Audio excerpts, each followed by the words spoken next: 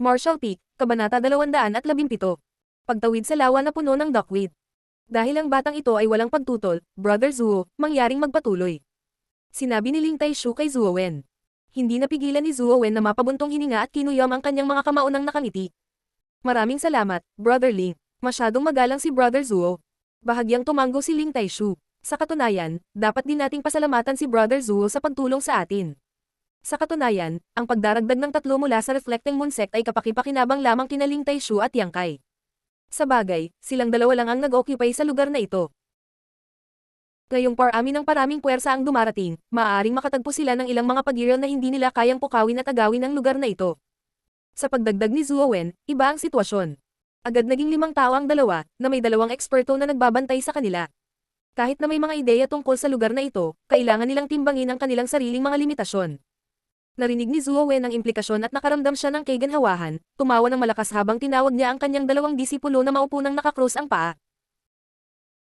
Bagamat ito ang unang pagkakataon na nagkita sina Ling Taishu at Zuo Wen, pareho silang matanda at may karanasan, kaya pagkatapos ng ilang salita, medyo pamilyar na sila sa isa't isa.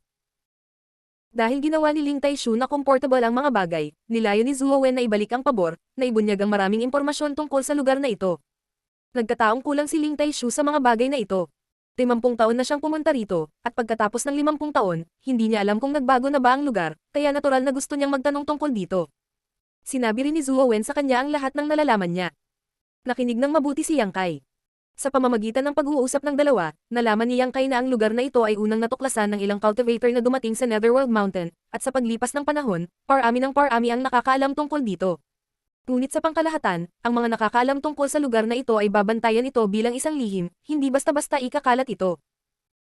Kaya, pagkatapos ng daan-daang taon, kahit na mas maraming tao ang nakakaalam tungkol sa lugar na ito, ngunit hindi ito umabot sa puntong alam ito ng buong mundo. Ganito pa rin ang kaso hanggang ngayon. Mayroong maraming mga sekta sa Great Han Dynasty, at ilan ang naroon. Gayunpaman, ang bilang ng mga puwersang nakapalibot sa tabing lawa ay mas mababa sa 10 ng kabuuan. Kung ang sitwasyon ay tumaas sa punto kung saan ang buong mundo ay alamang tungkol dito. Kung ang buong mundo ay alamang tungkol sa lugar na ito, magkakaroon ng isang madugong labanan sa bawat 10 taon.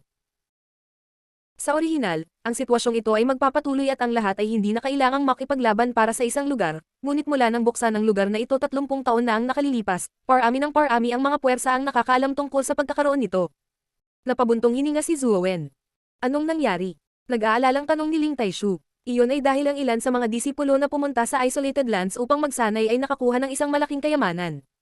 Sabi ni Zuo Wen sa mahinang boses. Sa isang mataimtim na ekspresyon, huminto siya saglit bago nagpatuloy. May nakakuha ng ilang patak ng brilliant flame liquid mula doon. Bahagyang naantig si Ling Taishu. Ito ba ang pinakamataas na kayamanan na ginamit upang pinuhin si Yuan Qi? Tumango si Zuo Wen. Tama iyan. Sa sandaling lumabas ang 3 salitang brilliant flame liquid, hindi napigilan ni Chen Zushu at Su Xiaoyu na huminga ng mas mabilis. Malinaw, alam nila kung gaano kahalaga ang kayamanang ito. Sa kabilang banda, nanatiling kalmado ang ekspresyon ni Yang Kai, nang walang kaunting pagbabago. Nakita ni Zuo Wen ang ekspresyon ni Yang Kai. Naisip niya sa kanyang sarili na malamang na ang batang ito ay walang alam at walang karanasan. Kung hindi, paanong wala siyang reaksyon? Paano niya nalaman na bagamat hindi pa narinig ni Yang Kai ang brilliant flame liquid noon, sapat na ang mga salita ni Ling Taishu para maisip niya ang kahalagahan ng bagay na ito. Ngunit, si Yang Kai ay mayroon ng 9 na Yin Yuan condensing do na selyado sa loob ng kanyang matigas na gininto ang skeleton. Kapag nakapasok na siya sa Yuan Qi boundary, maa-absorb niya ito at matutulungan siyang gawing Yuan Qi ang kanyang Yuan Qi, kaya hindi na niya masyadong pinapansin ang brilliant flame liquid na ito. Ang mga magagandang bagay ay karaniwang pinag-aawayan ng hindi mabilang na mga tao. Dahil mayroon na siyang 19 Yuan condensing do, hindi na niya kailangang bigyang pansin ang brilliant flame liquid na ito. Bahagyang umubo si Zuo Wen at nagpatuloy. Kung ito ay ang brilliant flame liquid lamang, kung gayon ito ay magiging baliw.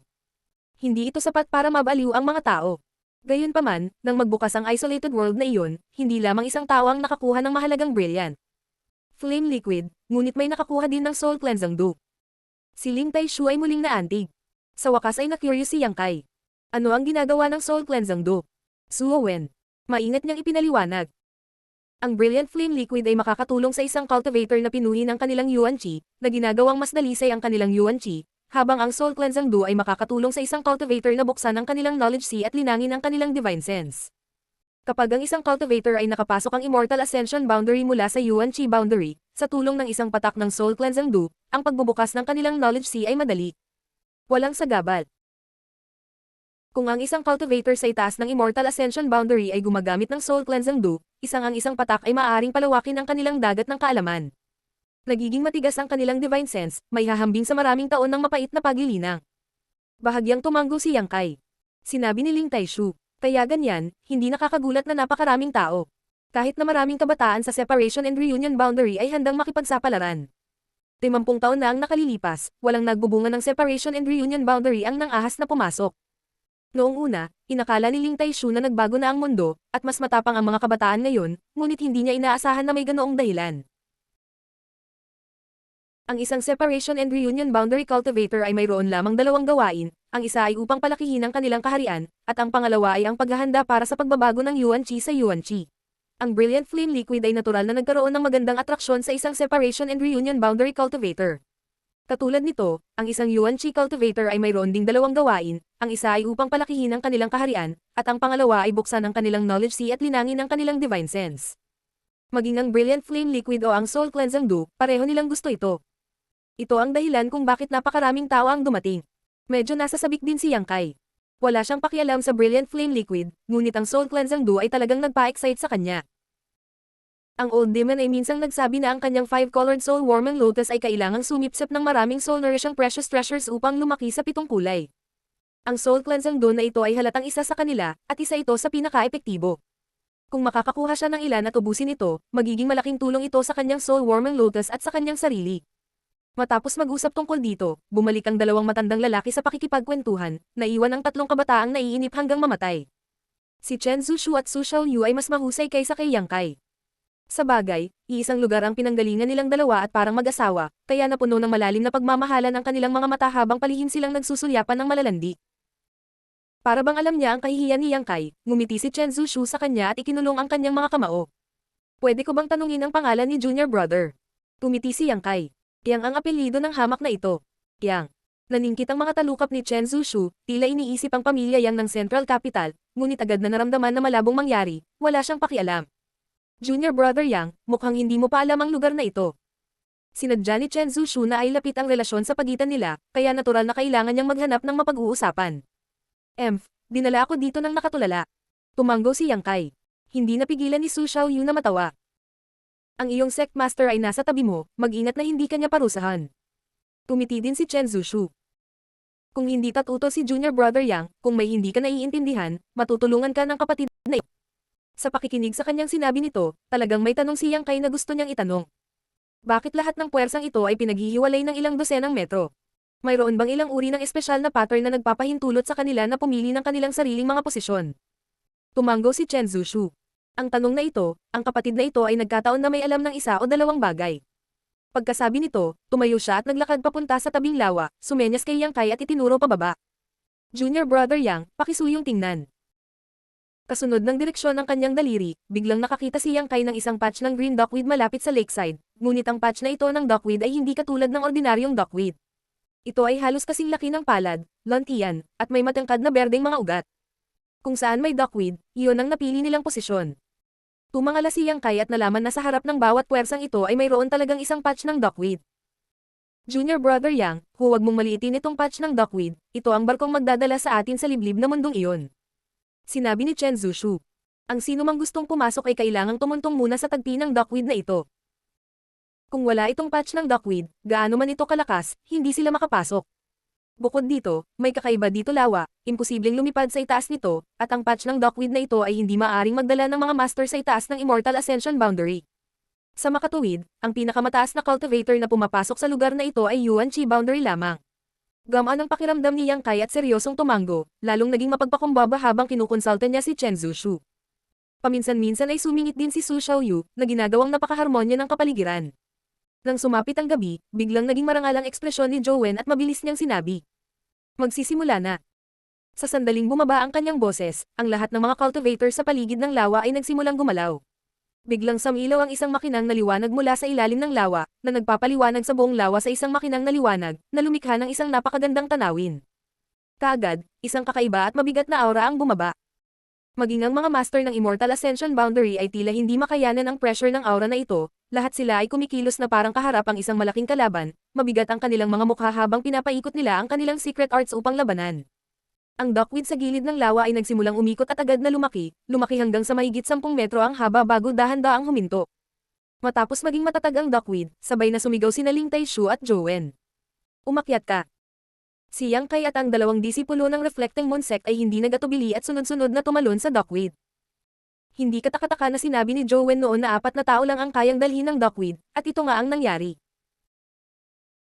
Ngayong 3 tao na ang nakatayo dito, maliit na lang ang espasyo na natitira, kung isa pang tao ang dumating, ito ay puno na. Same time na hinimok ni Zuo Wen sina Chen Zushu at Su Xiaoyu, na sinasabi sa kanila na mag-ingat sa loob at huwag madaling makipagtalo sa iba. Paulit-ulit na tumangga ang dalawa. Pinaalalahanan din ni Ling Taishu si Yang Kai. Kung may mang-uudyok sa iyo, patayin mo siya, huwag maging malambot ang puso, ngunit huwag magkusa na pukawin ang iba. Tumanggo si Yang Kai. Tama, hindi mo kailangang mag-alala tungkol sa mga bagay sa iyong liblib na tahanan, ang matandang Panginoon na ito ang mag-aalaga sa kanila para sa iyo. Tungkol sa batang babaeng iyon na si Suyan, tutulungan ka rin ng matandang Panginoong ito na alagaan siya. Namula ang mukha ni Yang Kai, hindi niya inaasahan na ang bagay sa pagitan nila ni Suyan ay hindi may tatago kay Ling Taishu. Sa ibabaw ng duckweed, sinulyapan ni Su Xiaoyu si Yang Kai ng makahulugan at humajijek. Sa mga oras na aabutin upang uminom ng isang tasa ng tsaa, ang duckweed sa ilalim ng kanilang mga paa ay biglang nagsimulang gumalaw, tulad ng isang malaking barko na naglalayag sa mga alon, na dinadala silang tatlo ng tuloy-tuloy patungo sa gitna ng lawa, ang bilis nito ay tumataas sa bawat isa. Lumilipas na sandali. Pagtingin sa paligid, sa lahat ng direksyon, may mga duckweed at maraming tao ang nakatayo sa ibabaw nito. Marami sa mga cultivator na ito ay nanunuya, tumitingin-tingin sa paligid na may masamang hangarin.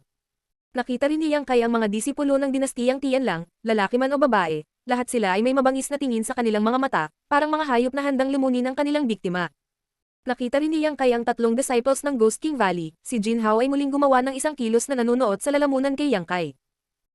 Habang ang duckweed ay patuloy na sumusulong, isang malaking whirlpool ang biglang lumitaw sa gitna ng lawa, at lahat ng mga taong nakasakay sa duckweed ay nahulog dito nang walang anumang paghahanda sa pag-iisip. Sunod-sunod na hiyawan ang umalangaw, ngunit mabilis din itong nawala. Nagbago ang paligid, at nang bumalik si Yang Kai sa kanyang katinoan, natagpuan niya ang kanyang sarili sa isang hindi pamilyar na kapaligiran. Marshall Peak, Kabanata 218. Mantis Toxicada. Ang araw at gabi ay hindi nakikilala, ang yin at yang ay magulo, at ang langit at lupa ay magulo. Ito ang pinakahalatang tampok ng lugar na ito. Pumasok na tayo. Tuwang-tuwang sabi ni Su Xiaoyu. Sina Chen Zushu at Yang Kai ay parehong nagmamadaling tumingin sa paligid ng mapagbantay, at pagkatapos makumpirme na walang panganib sa paligid, hindi nila napigil ang makahinga ng maluwag. Sinakop ng liblib na mundong ito ang isang napakalaking lugar, at kung hindi papasok ang isa sa parehong duckweed, hindi sila lilito ng magkasama. Nalaman din ni Yang Kai ang tungkol dito noon, at ngayong nakita na niya ito, nalaman niyang totoo ito. Tahimik na lumayo si Yang Kai mula kina Chen Zushu at Su Xiaoyu, at kahit na hindi masyadong halata, nakikita pa rin ni Chen Zushu ang kanyang mga intensyon. Walang pakialam si Chen Zushu, nakangiti lang siya habang lumingon kay Yang Kai at nagtanong. Junior Brother Yang, gusto mo bang makipagsabayan sa amin? Kaya nating alagaan ang isa't isa. Dahan-daang umiling si Yang Kai at ikinulong ang kanyang mga kamao. Salamat sa iyong kabaitan, ngunit gusto kong subukang mag-isa. Bahagyang tumanggo si Chen Zushu at hindi nagpumilit. Kung gayon si Junior Brother Yang, mag-ingat. Hanggang sa muli nating pagkikita. Pagkasabi nito, tumalikod si Yang Kai at ginamit ang kanyang kasanayan sa paggalaw para mabilis na umalis. Bakit siya tumakbo ng napakabilis? Hindi tulad ng kakainin natin siya. Itinikom ni Su Xiaoyu ang kanyang manipis na mapupulang labi, medyo hindi nasisiyahan sa pagbabantay ni Yang Kai. Tumawa si Chen Zushu at tinapik ang ulo ni Su Xiaoyu. Iyon ang kinatatakutan niya. Pero wala kaming balak na saktan siya. Medyo galit na sinabi ni Su Xiaoyu. Napakababa ng lakas ng taong iyon, sa tingin ko ay mabilis siyang mamamatay. Seryosong umiling si Chen Zushu. Hindi naman, ang taong iyon ay napakamaingat at maingat, ang ganitong uri ng tao ay karaniwang nabubuhay ng mahabang panahon. Isa pa, palagi kong nararamdaman na may kakaiba sa kanya. Anong kakaiba sa kanya? Si Su Xiaoyu ay kumurap sa kanyang malalaking mata sa pagkalito. Only a separation and reunion boundary third stage cultivator na nangangahas na pumunta dito, kung hindi siya pagod na mamuhay ay tiyak na mayroon siyang isang uri ng suporta. Ibig mong sabihin, natatakot ako na ang taong ito ay may kakaibang paraan, kung hindi siya pinayagan ng kanyang guro na pumunta rito para sa karanasan sa buhay. Hoy, sino ang makapasok sa lugar na ito nang walang anumang paraan? Dapat din tayong mag-ingat at subukan. Para hindi makipag-away sa iba.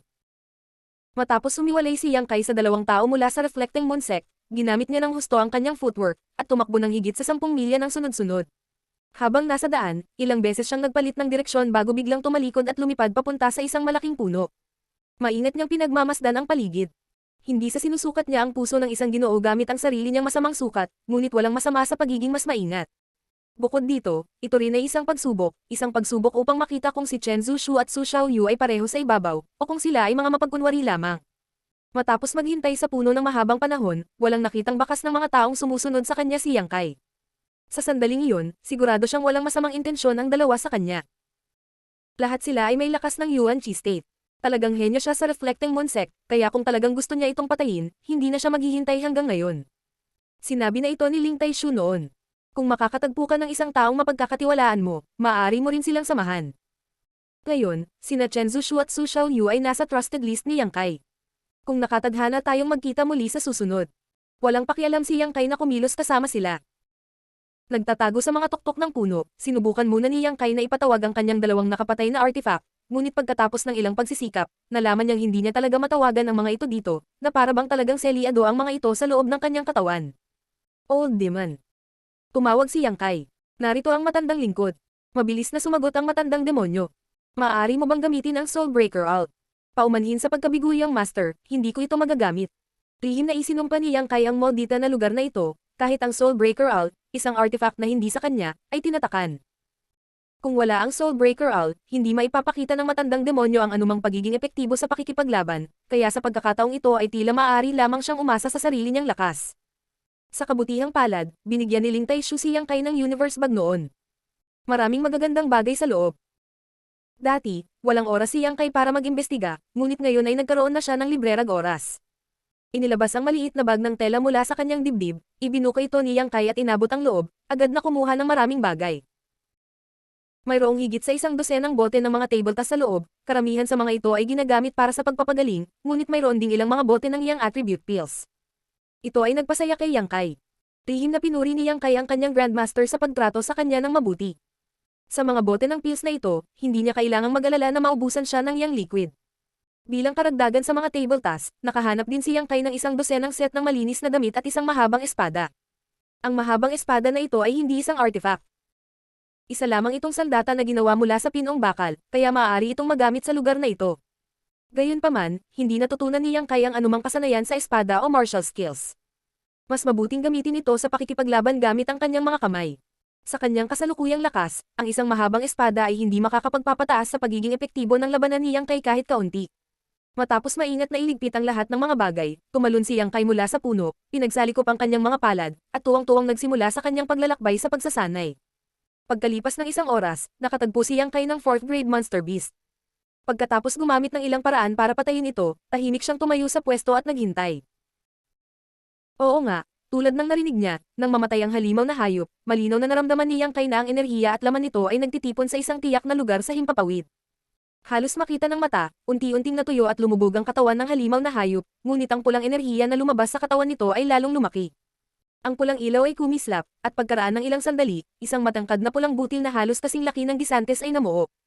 Matalas ang mga mata ni Yang Kai at mabilis ang kanyang mga kamay. Sa sandaling nabuo ito, hinawakan niya ito sa kanyang kamay at dinama sa kanyang puso. Nalaman niya na ang butil ng dugo na ito ay naglalaman ng isang kakaibang enerhiya. Ang enerhiya ay hindi masyadong marami, pagkatapos ng lahat, ito ay isang 4th grade monster beast lamang, ngunit hindi ito nakakadismaya. Hindi niya alam kung anong uri ng mga batas ng langit at lupa ang nakatago sa mundong ito, ngunit ang ganitong uri ng bagay ay mangyayari pagkatapos mamatay ang isang buhay na bagay. Matapos tanggalin ang butil ng dugo, ibinaba niya ang kanyang ulo para tingnan ang halimaw na hayop. Nakita niya na ang katawan ng halimaw na hayop ay ganap na naging isang tumpok ng pinong pulbos. Nawala ang kakanyahan nito, at dumi na lang ang natira. Hindi alam ni Yang Kai kung gaano kalaki ang pagpapabyutang may dudulot ng blood bead na ito sa kanya. Bahagyang inaabangan niya ito, ngunit halatang hindi ito ang magandang panahon para pinuhin at maunawaan ito. Sa pag-aani, ang espiritu ng pakikipaglaban ni Yang Kai ay mataas, at ang kanyang mga yapak ay naging mas magaan at mas magaan. Ang mundong ito ay talagang isang magandang lugar para sa isang paghihiwalay at muling pagsasama-sama ng Yuan Chi Cultivator upang magsanay. Isang araw lang nandito si Yang Kai, ngunit nakapatay na siya ng 5 o 6 na monster beast na nag-iisa. Lahat sila ay 3rd or 4th grade. Hindi siya gaanong gumastos ng Yuan Chi, ngunit ang ani ay napakayaman. Ang blood bead na ibinigay ng isang 3rd grade monster beast ay mas maliit kaysa sa isang 4th grade one. Ito ay malinaw na ang enerhiya ay hindi sapat. Nakatagpo din siya ng 5th grade monster beast. Matagal na nag-alinlangan si Yang Kai bago niya pinigilan ang sarili na patayin ito. Ang 5th grade Monster Beast ay katumbas ng isang Yuan Chi cultivator. Kahit na si Yang Kai ay mapalad na mapatay ito, kailangan niyang gamitin ang lahat ng kanyang lakas at maging handa na masugatan. Kaya maliban kung talagang kinakailangan, ayaw ni Yang Kai na makipaglaban sa isang 5th grade Monster Beast. Sa loob ng 3 magkakasunod na araw, pinatay ni Yang Kai ang halimaw na hayop ng walang anumang pag-aalala.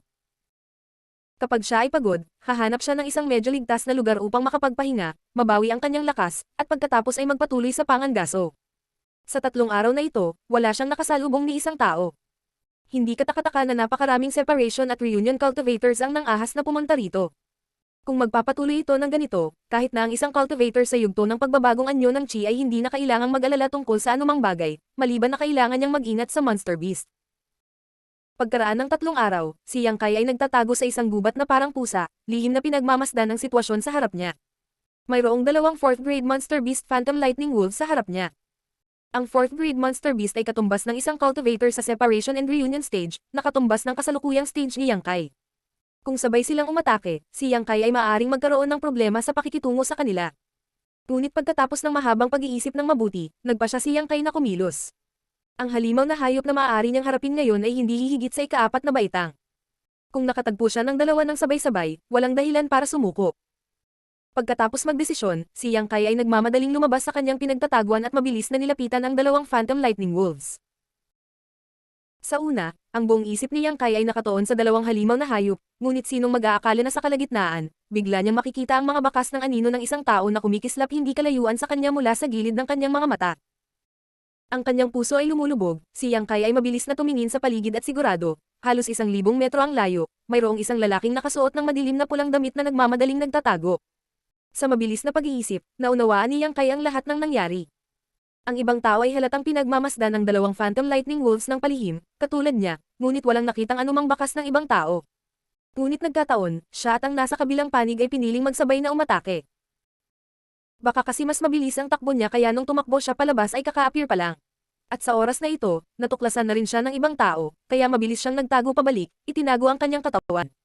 Ngunit ang mga damit ng taong iyon ay masyadong kitang-kita, na nagpapakita ng ilang mga kapintasan. Ngayong huli na para umatras, itinoon ng 2 Phantom Lightning Wolves ang kanilang mga mata kay Yang Kai. Inilabas nila ang kanilang mga pangil at sumugod ng walang pag-aalinlangan. Nagreklamo si Yang Kai sa kanyang puso. Habang nag-iisip kung paano haharapin ang sitwasyon ng mantis na nanonood sa sikada, hindi alam ang Oreo sa likod, naisip din niya ang pagkakakilanlan ng tao sa kabilang panig. Pagkaraan ng ilang sandali, nagpa siya si Yang Kai at binilisan ang kanyang lakad. Nagkunwari siyang walang alam at sinugod ang 2 Phantom Lightning Wolves. Ang 2 4th grade Monster Beast ay kasing bilis ng hangin, at ang mga electric arc ay kumikislap sa kanilang mga katawan. Habang tumatakbo sila, naghiwalay sila sa 2 grupo, isa sa kaliwa at isa sa kanan. Sa isang kisap mata, nakarating sila sa harap ni Yang Kai. Ang 2 halimaw na hayop ay halatang napakakaranasan sa pangangaso. Sila ay umatake mula sa kaliwa at kanan, at ang agwat sa pagitan ng kanilang mga pag-atake ay perpekto. Si Yang Kai ay nagmamadaling lumipat sa gilid, iniiwasan ang kagat ng isa sa mga Phantom Lightning Wolves. Gayunpaman, kinagat ng isa ang kanyang balikat. Isang agos ang damaloy sa kanyang katawan, at hindi maiwasan ni Yang Kai na manginig ng ilang beses. Mabilis niyang inikat ang kanyang Yuan Chi upang matuno ang agos. Naninikip ang kanyang mga kalamnan, at nagwalis siya ng suntok sa pisngi ng Phantom Lightning Wolf. Bago nito mapunit ang kanyang laman, pinalipad niya ito. Ang Phantom Lightning Wolf ay nagpakawala ng isang malungkot na sigaw at gamulong ng ilang beses sa lupa. Hindi ginamit ni Yang Kai ang kanyang buong lakas sa pag-ataking ito, kaya hindi niya ito masyadong nasaktan. Pagkalapag sa lupa, muling nagsanib puwersa ang 2 Phantom Lightning Wolves, isa sa itaas at isa sa ibaba. Nagsisigawan ang mga ito at sumugod sa kanya. Inikat ni Yang Kai ang kanyang binti at sinipa ang tiyan ng Phantom Lightning Wolf sa ibaba niya, pinalipad ito. Tinulak niya ang isa pang Phantom Lightning Wolf gamit ang magkabilang palad niya, na hamarang sa atake nito. Habang ang 2 Monster Beast ay tulalo pa rin, si Yang Kai ay buong tapang na sumugod sa kanila, at ang 2 Phantom Lightning Wolves ay nalock sa isang matinding labanan. Sa katunayan, kung ginamit ni Yang Kai ang lahat ng kanyang kakayahan, hindi siya mahihirapan. Gayunpaman, dahil alam niyang may nag-eespiya sa kanya, kailangan niyang magpakita ng palabas at mag-ingat. Martial Peak, Kabanata 219.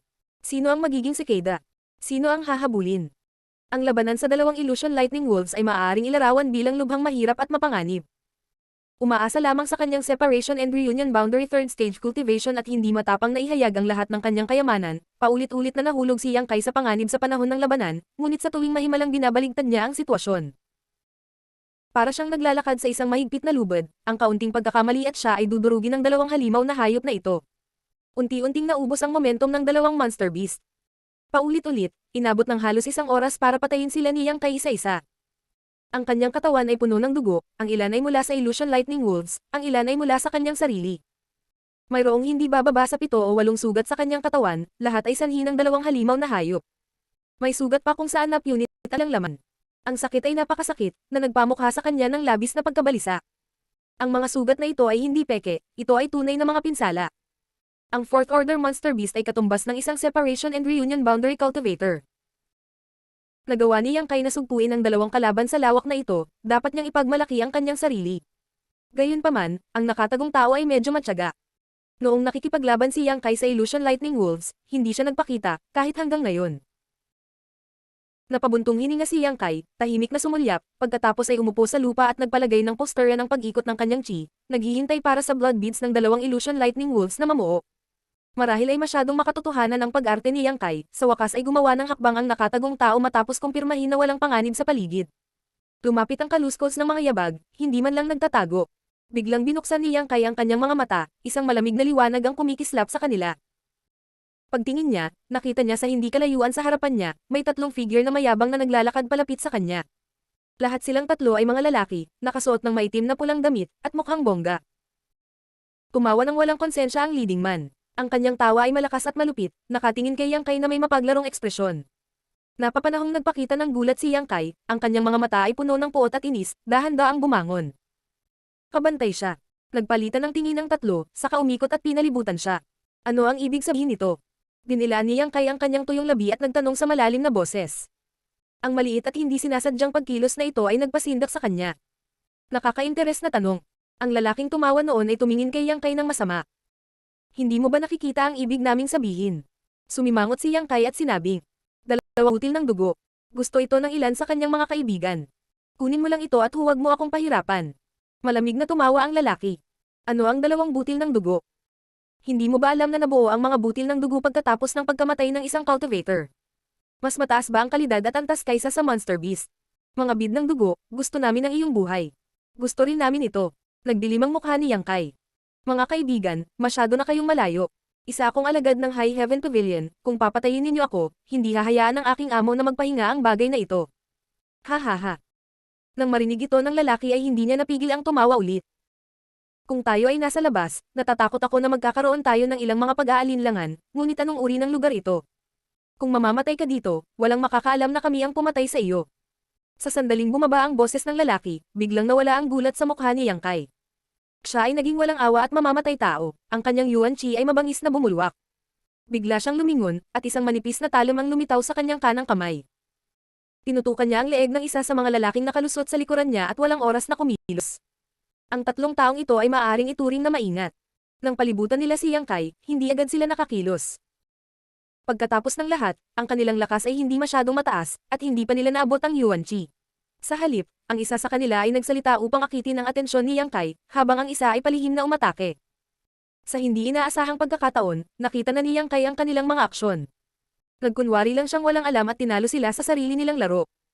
Nang malapit na ang cultivator sa kanyang likuran. Tapos bigla siyang umatake. Dahil sa biglaang pag-atake, nagbago ang kulay ng mukha ng tatlong tao. Ang lalaking nasa likod ni Yang Kai ay wala ng oras para mag-react. Ang pulang dugo na talam ay tumama sa kanyang leeg, at nakaramdam siya ng pag-aapoy. Kaagad, isang mainit na likido ang umagos ng hindi mapigilan. Si Yang Kai ay kasing bilis ng hangin. Matapos maputol ang talam na gawa sa yang liquid sa leeg ng lalaki, tumawid siya sa kanyang mga paa at ginamit ang kanyang sariling gawa sa paa. Parang tigre na nangangaso ng leopardo, sumugod siya sa harap ng pangalawang lalaki. Ang taong ito ay nagmamadaling gumanti, at umalangaw mula sa kanyang kamao ang tunog ng pagbangga ng bakal. Ang kanyang buong kamao ay naging ginto at nakasisilaw, at ang kanyang momentum ay mabigat. Direktang ibinato ni Yang Kai ang talam na gawa sa yang liquid sa kamao ng lalaki. Napasigaw ang lalaki habang tumutusok ang talam sa kanyang kamao. Umagos ang dugo mula sa kanyang kamao. Habang siya ay sumisigaw sa sakit, yumuko si Yang Kai at marahas siyang sinuntok sa tiyan. Ang Yuan Chi ay bumuhos na parang 3 alon. Namutla ang mukha ng lalaki. Sabayan ng tatlong muffled bangs, dumura siya ng dugo at pasuray-suray na pablik. Ang katawan ni Yang Kai ay parang lunok, maganda at magaan. Tumalon siya at lumipad papunta sa balikat ng lalaki. Ang kanyang mga binti ay nakadikit sa ulo ng lalaki, at ang kanyang katawan ay biglang naging kalahating bilog. Sa isang bitak, nabali ang leeg ng pangalawang cultivator. Sa labanan na sumiklab sa isang iglap, 2 sa 3 tao ang napatay, at ang natitira ay natigilan. Hanggang sa lumutang si Yang Kai mula sa himpapawid ay nanambalik ang kanyang katinuan. Ikaw. Ang mukha ng cultivator ay nabigla. Ang biglaang pagbabago ay nagulat sa kanya, at ang walang awa at malupit na pag-atake ni Yang Kai ay nagpang-inag sa kanya sa takot. Tumawa ng malakas, sinabi ni Yang Kai. Kaibigan, sa susunod bago ka magsalita ng malaki, dapat mong isaalang-alang kung sapat na ang timbang mo. Kung hindi, puputulan mo ang sarili mong dila. Sa pagtingin kay Yang Kai, na puno ng dugo, at nararamdaman ng marahas at mabangis na pagbabago-bago ng Yuan Chi, ang mukha ng lalaki ay agad na namutla. Sa ngayon, paanong hindi niya nakikita na hindi ginamit ni Yang Kai ang kanyang buong lakas sa pakikipaglaban sa 2 Phantom Lightning Wolves? Sa kanyang husay at sumisikat na Yuan Chi, kung talagang gusto niyang patayin ang 2 halimaw na iyon, hindi na niya kakailanganin ang oras para magsunog ng isang stick ng insenso. Gayunpaman, lumaban siya ng halos 2 oras. Obvious naman na may show siya para sa kanilang tatlo. Kaya alam mo na pala na nagtatago tayo. Biglang nanlamig ang mukha ng lalaki. Napatay sa isang iglap ang 2 niyang kasama. Bagamat siya ay natakot, napukaw din ito ang kanyang hangarin at galit sa pagpatay. Ang Mantis stalks ang cicada, hindi alam ang Oriole sa likod. Sok-sok. Mayroon kayong isang magandang plano, bakit hindi ko maaaring samantalahin ito? Malamig na tumawa si Yang Kai. Karapat-dapat kang mamatay. Ang lalaki ay umungal ng paulit-ulit, mabangis na pinaandar ang kanyang Yuan Chi. Isang malaking golden seal ang biglang lumitaw sa harapan niya. Dapat ay gumamit siya ng ilang uri ng martial skill, at ang martial skill na ito ay tiyak na hindi isang mababang antas. Malamig ang ekspresyon ni Yang Kai. Hindi na siya nagpigil at pinaandar ang Anyildang Will. Ang dati ng marahas na si Yuan Chi ay naging mas marahas. Ang kanyang aura ay kakaiba at hindi nagbabago, at ang kanyang masamang aura ay kahanga-hanga. Ang kanyang layunin sa pagpatay ay walang limitasyon. Ang lakas ng peak separation at reunion boundary. Ang matigas na kalooban ay palaging naging trump card ni Yang Kai. Karaniwan, hindi niya ito gagamitin maliban kung kinakailangan, upang maiwasang makita at malantad ang kanyang trump card. Gayunpaman, sa lugar na ito, na nakaharap sa ganitong uri ng kaaway, hindi gustong itago ni Yang Kai ang anuman. Hanggat pinatay niya silang lahat, walang anumang alalahanin sa harap. Kaya naman, makatitiyak siya at buong tapang na ipakita ang kanyang pinakamalakas na lakas sa nilalaman ng kanyang puso. Muling nabigla ang ekspresyon ng kabaligtaran ng kalaban. Ang biglaang pagtaas ng lakas ni Yang Kai ay nagpatigil sa kanya, ngunit hindi na ito bumalik. Hawak ang golden seal sa isang kamay, umungal siya at inatake si Yang Kai. Hindi natakot si Yang Kai, ang kanyang kamay ay bumubuo ng isang kuko, hinawakan niya ang selyo. Bahagyang nanginag ang kanyang katawan. Tutal, martial skill ito, kaya hindi madaling harangin. Napakunot ang bibig ng kanyang kalaban habang itinulak ang kanyang Yuan Chi ng mas mabangis. Ang tunay na Yang Yuan Chi sa katawan ni Yang Kai ay biglang sumambulat. Ang mainit na Yuan Chi ay bumuhos sa selyo, at sa loob ng ilang sandali, isang kaluskos ang maririnig. Nagsimulang lumitaw ang mga bitak sa selyo bilang resulta ng init. Ang kadalisayan at densidad ng tunay na Yang Yuan Chi ni Yang Kai ay hindi mas masahol kaysa sa isang ordinaryong Yuan Chi cultivator. Ang kanyang kalaban ay nasa separation and reunion boundary 8 stage lamang, ang kanyang Yuan Chi ay hindi pa nababago sa Yuan Chi. Paano siya magiging katapat ni Yang Kai?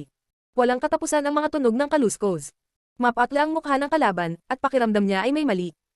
Mabilis niyang sinabi, Kaibigan, mangyaring maawa ka. Isa akong disipulo ng Golden Light Palace. Mayroon akong mga matangunit na bigo akong makakita noon, kaya nasaktan kita. Kaibigan, guro, patawarin mo ang na ito. Tumisi si Yang Kai, lumakas ang kabaliwan at uhaw sa dugo sa kanyang mga mata. Alam kong disipulo ka ng Golden Light Palace. Ito ay tiyak dahil alam niya ito na si Yang Kai ay walang pag-aalinlangan tungkol sa paglalagay ng isang palabas upang akitin silang tatlo. Kung hindi sila nakasuot ng madilim na pulang damit na naglantad sa kanilang pagkakakilanlan, tiyak na hindi magsasapanganib si Yang Kai.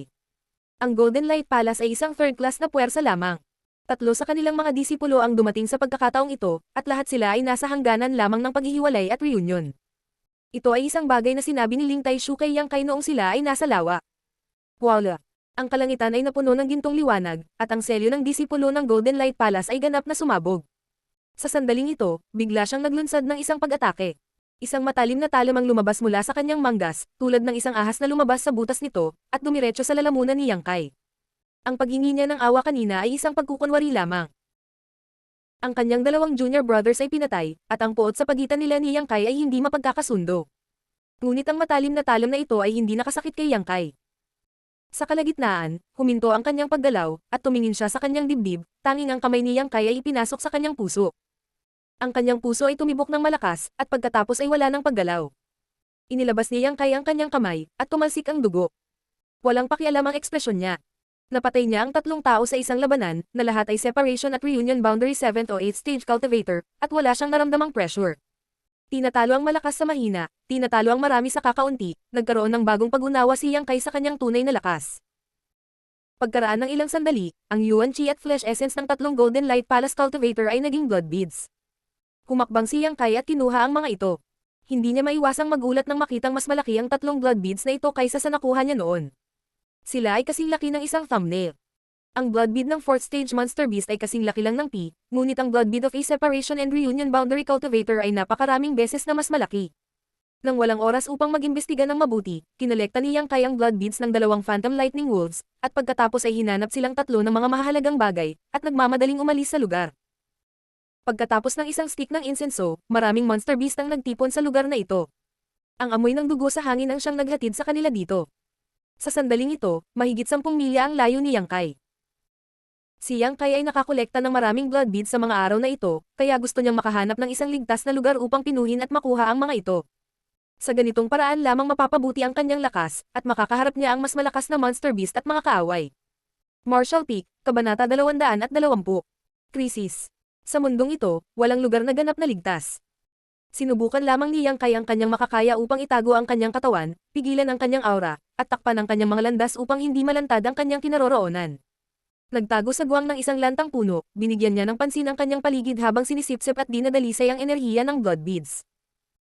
Nitong mga nakaraang araw, wala pang 20 blood beads ang nakolekta niya. Karamihan sa kanila ay nakondensed mula sa pagkamatay ng rank 3 monster beast, habang ang ilan ay mula sa rank 4 na monster beast. Bilang karagdagan, mayroon ding blood beads na nakuha mula sa pagpatay sa 3 Golden Light Palace Cultivator. Ayon sa laki, madaling makilala ang grado ng blood beads. Ang blood beads ng rank 4 na monster beast ay kasing laki ng isang Gisantes, at ang blood beads ng rank 3 monster beast ay kalahati ng laki. Sa kabaligtaran, ang blood beads ng 3 separation and reunion realm cultivator ay kasing laki ng thumbnail. Naglabas ng blood bead ng rank 3 monster beast, hinawakan ito ni Yang Kai sa kanyang palad at tahimik na inilipat ang True Yang tactics. Sa sandaling gumalaw ang Yuan Chi, malinaw na naramdaman ni Yang Kai ang isang dalisay at walang kapintasang enerhiya mula sa palad ng kanyang kamay na dumadaloy sa kanyang katawan, na bumubuhos sa kanyang mga meridian. Hindi ito nanatili sa dantian at direktang hinihigop ng matigas na gininto ang skeleton. Bago makumplito ng True Yang tactics ang isang cycle, ang blood bead ay nawala at naging sarili niyang lakas. Nagulat si Yang Kai. Bagamat narinig niya mula kay Ling Taishu na ang blood beads na nakukuha rito ay madaling mapino at mahigop ng walang anumang pag-aalala, hindi inaasahan ni Yang Kai na magiging ganoon kadali ito. Ang enerhiya sa blood bead ay hindi walang silbi. Ito ay kasing dalisay ng isang perlas, at hindi na kailangang dalisayin. Kailangan lamang itong i-absorb. Hindi nakakagulat na pinuri ni Ling Taishu ang mga blood beads na lumitaw dito ng labis. Kung ang isang tao ay may malaking bilang ng blood beads, ang kanyang lakas ay tiyak na papailang lang parang bulalakaw. Maliban sa pangangailangang maramdaman kapag tumawid sa susunod na kaharian, talagang walang magiging hadlang kapag lumampas sa susunod na kaharian. Kahit sinong cultivator na sumipsip ng enerhiya ng blood beads ay hindi makakalaban sa ganoong tukso. Upang maging mas malakas, upang makalusot, hindi nila bibitawan ang anumang buhay na bagay sa kanilang harapan, maging ito ay isang tao o isang halimaw na hayop. Sa mata ng mga eksperto dito, butil lang ng dugo. Ang pagkakataong sumipsip ng enerhiya ng walang anumang pag-aalala ay napakabihirang. Sa mundo, walang ibang lugar na maaaring gumawa ng blood beads maliban sa espesyal na lugar na ito. Huminga ng malalim at pinapakalma ang kanyang isipan, inilabas ni Yang Kai ang lahat ng blood beads at hinawakan ng mga ito sa kanyang palad, inilipat ang True Yang Secret Art. Isang malaking halaga ng purong enerhiya ang bumuhos sa kanyang palad. Sa isang iglap, bamukol ang kanyang mga meridian. Ang enerhiyang ito ay patuloy na dumadaloy mula sa blood bead papunta sa kanyang katawan, at pagkatapos ay hinihigop ng matigas na gintong skeleton. Ang bilis ay napakabilis na halos hindi maipaliwanag. Ang blood bead sa kanyang palad ay isa-isang bumaba, mabilis na naging kabisera ng Yang Kai. Malinaw na naramdaman ni Yang Kai na unti-unting lumalakas ang kanyang katawan. Higit pa rito, malapit nang umabot sa saturasyon ang kanyang separation and reunion boundary 3rd stage cultivation. Nang 2 blood beads na lang ang natitira sa kanyang palad, biglang kumalat ang isang invisible aura kung saan si Yang Kai ang sentro. Naging magulo din ang enerhiya sa pagitan ng langit at lupa. Nang walang anumang hadlang, naabot na niya ang separation and reunion boundary 4th stage. Gayunpaman, si Yang Kai ay hindi nakadama ng anumang kagalakan, ang kanyang mukha ay lumulubog habang siya ay nagmumura sa kanyang puso, ngunit hindi siya tumigil, galit na galit pa rin na hinihigop ang natitirang enerhiya mula sa blood beads sa kanyang kamay. Ilang sandali pa, nawala ang 2 blood beads. Ang kanyang bagong na-promote na kaharian ay mabilis na naging matatag. Nagmamadaling bumangon, halos walang iniisip, mabilis na nilisan ni Yang Kai ang kanyang dating pinagtataguan. Bagamat inaasahan niya na magkakaroon ng ilang uri ng kaguluhan sa pagpasok niya, hindi inaasahan ni Yang Kai na magiging ganoon kaalata sa tahimik na lugar na ito. Kung may malapit lang sana ngayon, siguradong mapapansin nila. Kung hindi siya aalis ngayon, siya lang ang target. Matapos lumipad ng mahigit 100 kilometro. Hindi lamang hindi nang ahas na huminto si Yang Kai, ngunit nakaramdam din siya ng bahagyang pagkabalisa sa kanyang puso. Palagi niyang nararamdaman na may binabantayan siya, ngunit nang maingat niyang pinagmamasdan, wala siyang makitang anumang pahiwatig. Ang pakiramdam na ito ay hindi walang batayan.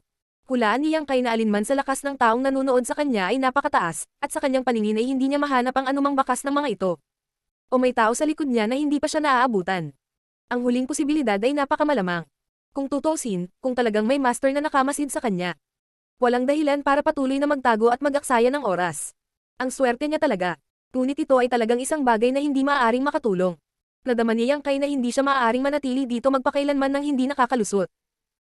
Sa lakas ng kanyang separation and reunion boundary 3rd stage, bagamat hindi siya nakakaramdam ng anumang panganib dito, kung makakatagpo siya ng isang tunay na master, tiyak na hindi siya makakatakas. Sa tuwing siya ay makalusot, palaging may ilang uri ng kaguluhan, ito ay isang hindi maiiwasang sagabal. Matapos tumakbo ng ilang dosenang kilometro, mas lalong naging halata ang pakiramdam na pinagmamasdan, isang malamig na hangin ang humihit sa kanyang gulugod. Biglang huminto ang pagtakbo ni Yang Kai, namutla ang mukha. Naramdaman niya na sa likod ng isang malaking puno sa harapan niya, mayroong yuan chi fluctuation.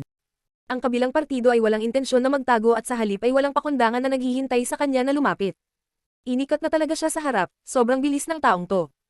Ang mga dumating ay may masamang intensyon, ang mga may mabuting hangarin ay hindi dumating. Hindi alam ni Yang Kai kung sinong disipulo ng sekta ang nakatagpo niya, ni hindi niya alam kung anong uri ng lakas ang taglay ng kabilang partido, kaya natural na hindi siya nang ahas na kumilos ng padalos-dalos. Hihihi. Isang mapanglo na pagngisi ang narinig habang dahan-daang lumabas ang isang tao mula sa likod ng malaking puno. Kung titingnang mabuti, si Yang Kai ay nagkaroon ng gana na samuka ng dugo. Ang taong ito ay naging disipulo ng Ghost King Valley. Ang Ghost King Valley ay nagpadala ng 3 tao sa pagkakataong ito, lahat sila ay mga master ng Yuan Chi. Ang isa sa kanila, si Jin Hao, ay paulit-ulit na nagbanta kay Yang Kai, ang isa ay isang babae, at ang nasa harap niya ay ang pangatlong tao mula sa Ghost King Valley. Mga kalaban sa makipot na daan, bakit kailangan niyang makipagkita sa isang alagad mula sa sektang ito? Kung ito ay ibang tao, magkakaroon ng ilang posibilidad ng negosasyon, ngunit dahil ito ay isang disipulo mula sa Ghost King Valley, ganap na walang pag-asa na malutas ang sitwasyon. Sinabi ni Ghost Lee sa kanilang 3 na patayin si Yang Kai anuman ang mangyari.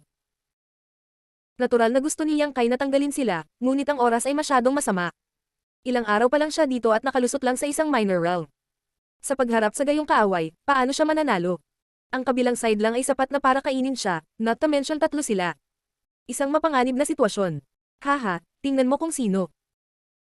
Ang disipulo ni Ghost King Valley na si Yu Chengkun ay nagulat din, ang kanyang pares ng malungkot na mga mata ay nakatingin kay Yang Kai pataas at pababa, ang kanyang mukha ay puno ng pagtataka at pagmamataas. Ito pala ay ang maliit na brat ng High Heaven Pavilion. Napakadaling hanapin siya. Halatang hindi niya inaasahan na ang taong nadatnan niya ay si Yang Kai, ito ay talagang kakaibang kombinasyon ng mga pangyayari.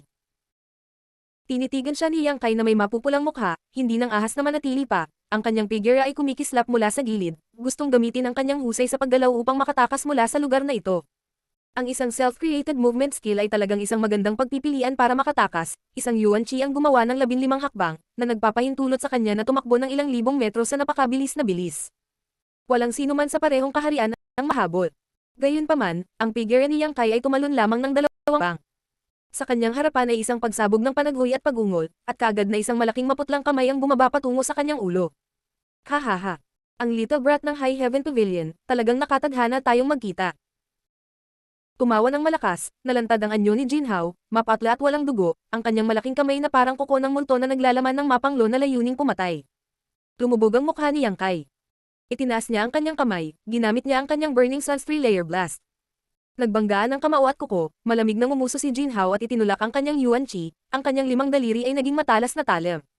Sa 3 muffled bangs, si Yang Kai ay pinalipad, ang kanyang mukha ay namutla habang siya ay nagpupumilit na pigilan ang kanyang umaagos na dugo at sumuray-suray sa lupa. Ang lakas ni Jin Hao ay malamang na Yuan Chi 4th Order, at kabilang sa 3 Ghost King Valley disciples. Ang lakas din ng taong ito ang pinakamalakas. Sa isang kaaway sa antas na ito, si Yang Kai ay sadyang walang kapantay para sa kanya. Sa isang palitan lamang, naranasan niya ang isang malaking kawalan. Paglupag sa lupa, bago pa makahinga si Yang Kai, isang malamig na hangin ang umihip mula sa kanyang likuran.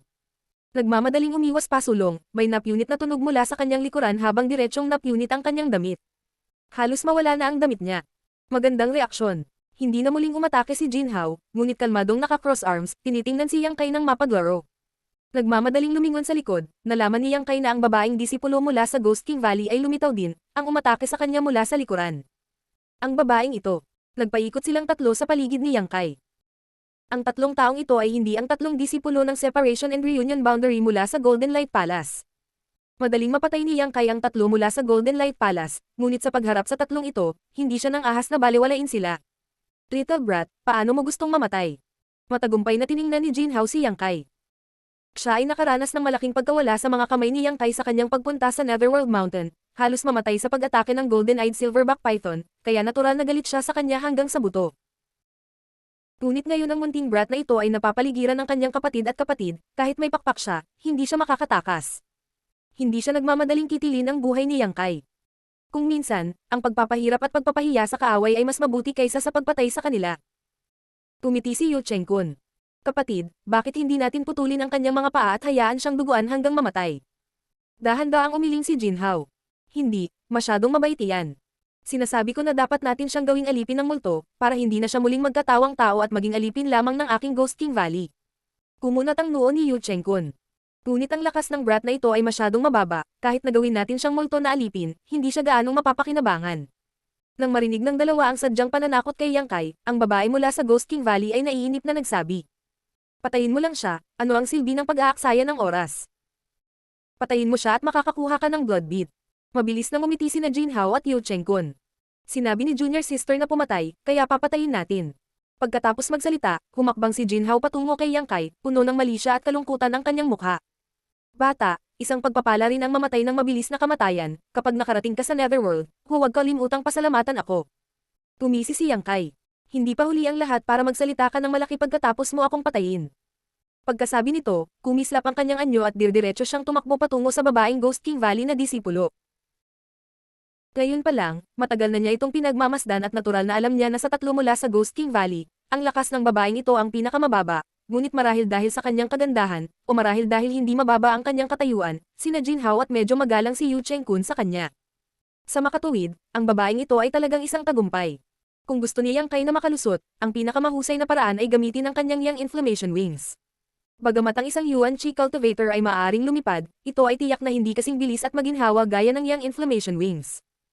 Gayunpaman, sa mapanganib na lugar na ito, kung talagang ginamit niya ang kanyang Yang Inflammation Wings para lumipad sa hangin, sa pag-frap ng kanyang mga pakpak, maaakit lamang nito ang atensyon ng iba, kaya maliban na lang kung talagang kinakailangan, talagang ayaw ni Yang Kai. Para gamitin ang kanyang Yang Inflammation Wings,